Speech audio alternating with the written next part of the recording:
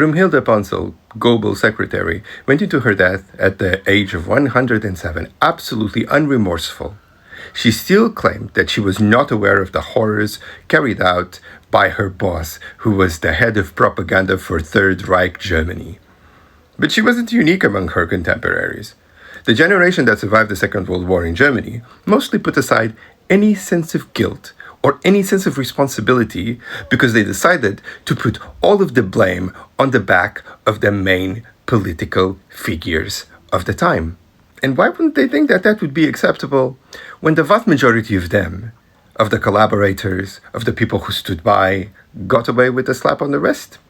The process of denazification in Germany never actually happened because if it had happened thoroughly, they would have no teachers, no civil servants, no people working in hospitals. To the German philosopher Theodor Adorno, that allowed them to compartmentalize the horrendous acts that they didn't stop as the responsibility of a few rather than the result of either their direct participation, as in the case of Pomsel, or their inaction. And we see the consequences of this nowadays because they thought that the problem was solved. And not only do we see the consequences in the rise of Alternative for Deutschland, but also with this political rationalization of the support of the German government of the genocide in Gaza. This is a country whose lesson from the Holocaust seems more and more to be specific to the way that it was carried out and the people who were targeted, rather than just the principle that you should not do it to anyone. Why am I telling you this?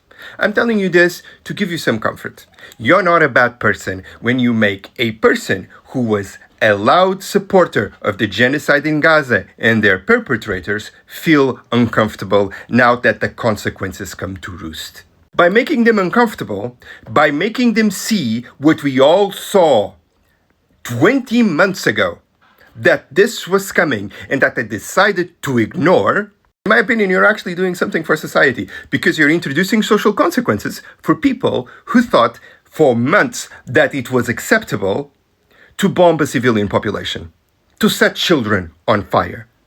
The horror was there all along. And if these people are not coming forward at this moment saying loudly that they were wrong and trying as loudly as they can to turn around this impossible, this grotesque situation, they deserve to have all of the social consequences that are associated with people who support genocidal regimes.